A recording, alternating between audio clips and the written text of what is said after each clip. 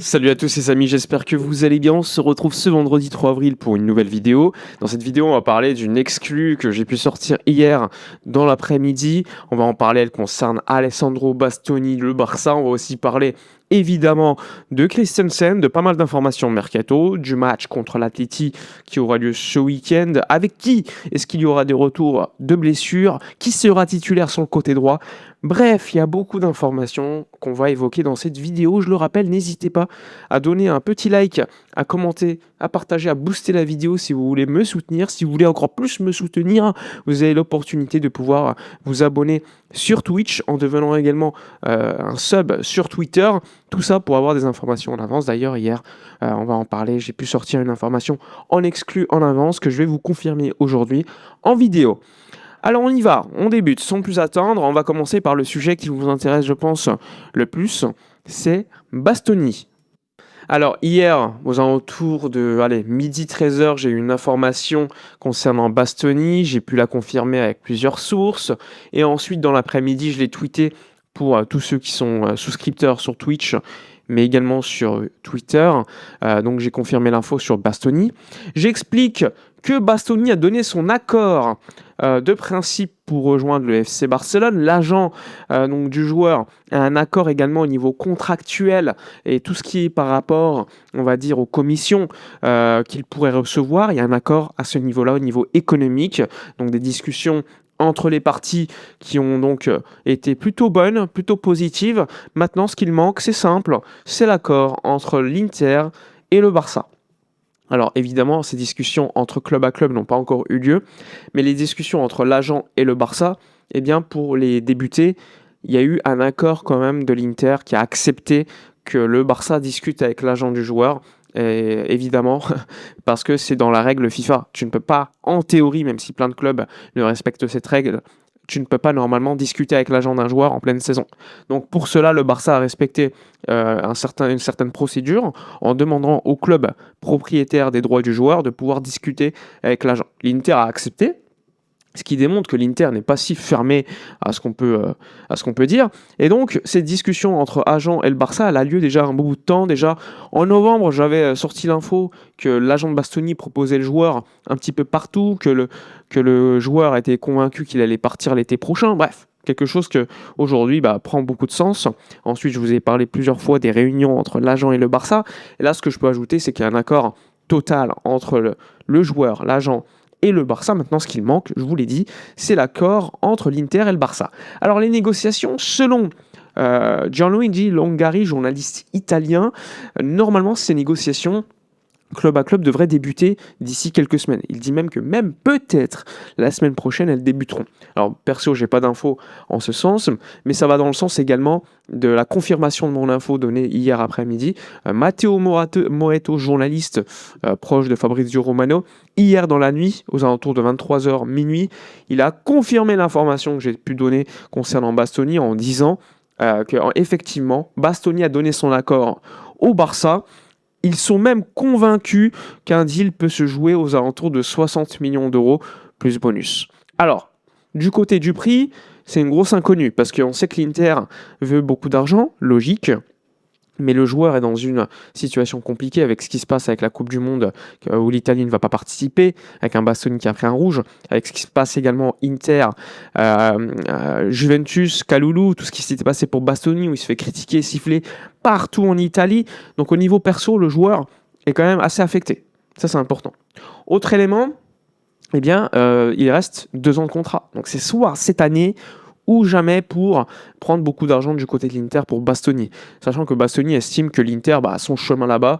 Il est arrivé un petit peu au bout. C'est un joueur qui n'a pas été formé là-bas, il faut le savoir. Il était, je crois, si je ne me trompe pas, à un moment donné à l'Atalanta ou un club comme ça. Bref, c'est un joueur qui sent que son époque en Italie est terminée. Donc il a besoin également de changement.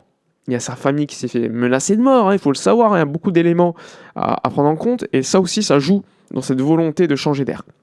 Concernant Bastoni, alors normalement, on entend beaucoup d'informations par rapport au prix. On le sait, l'Inter va demander, à mon avis, au début des négociations, beaucoup d'argent. logique, mais c'est une stratégie de négociation classique afin que le Barça, qui lui va proposer peu d'argent, le Barça ils sont capables de proposer 45-50 millions d'euros au départ pour ensuite qu'on coupe la fourchette en deux et qu'on trouve un accord. Je pense que ça va se passer comme ça, pour être honnête.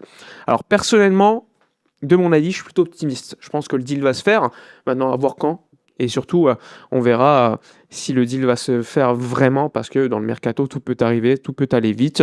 Mais en tout cas, aujourd'hui, je suis plutôt optimiste, parce qu'il y a déjà, sur les 3 accords nécessaires pour faire un deal, déjà 2. Il y a l'accord de l'agent, du joueur, il manque juste l'accord du club adverse. Donc, le Barça a plutôt bien avancé au niveau de ses travaux. Hier, Matteo Moretto a aussi parlé de Julián Álvarez, en disant que effectivement, le joueur argentin ne ferme pas la porte à Barcelone, que c'est le rêve de la Porta, qui a une proposition de prolongation de la part de l'Atleti, avec un gros salaire, maintenant que c'est une décision que le joueur devra prendre. Donc à voir, même si perso, ce deal-là, pour ceux qui me suivent en live, j'ai déjà expliqué, perso j'estime que ça va être un peu plus compliqué. Mais on verra, on ne sait jamais ce qui peut arriver. On me pose beaucoup la question, Sofiane, est-ce qu'on peut faire les deux ? Bien sûr qu'on peut faire les deux, dans le cas où le Barça, par exemple, abandonne, entre guillemets, Lewandowski, lui qui pèse quand même plus de 35-40 millions d'euros bruts chaque année. Christensen, on va en parler, pèse 12-13 millions d'euros bruts chaque année dans les comptes. Donc là aussi, c'est un salaire qui pourrait disparaître, puisque le Barça a fait une proposition de prolongation de contrat à la baisse largement pour Christensen. Et a priori, selon Sport ce matin, il refuse de prolonger et devrait quitter le Barça libre. Donc là aussi, parce que c'est des joueurs en fin de contrat, ça va pas te créer du fair play. Mais ça va te diminuer tellement la masse salariale que, à la règle du 1 pour 1, forcément la ligne de masse salariale va tellement être basse par rapport à leur départ que forcément ça va créer une marge qui te permettra donc d'enregistrer le contrat d'un joueur comme Bastoni. Maintenant, pour faire un Alvarez, par exemple, j'estime qu'il va falloir des départs supplémentaires de joueurs comme Casado, peut-être, ou d'autres joueurs. D'ailleurs, il y a également le dossier Bernardo Silva, dans lequel j'avais expliqué il y a quelques semaines que le Barça ne l'a pas comme piste prioritaire, mais que le joueur veut absolument venir. Et en plus de ça, Jorge Mendes doit se réunir avec le Barça prochainement, sachant que, je le répète, en cas de départ au milieu de terrain, Bernardo Silva n'est pas une piste écartée par le Barça. C'est juste pour l'instant pas une priorité, parce qu'ils estiment que le poste de DC, le poste de 9 et ailier gauche sont d'abord des priorités. Et ensuite, attention, il faudra suivre ce dossier, probablement post-Coupe du Monde. On sait que le joueur arrive à fin de contrat à City, qui a des clubs comme la Juve, Galatasaray, le Barça, qui suivent le dossier.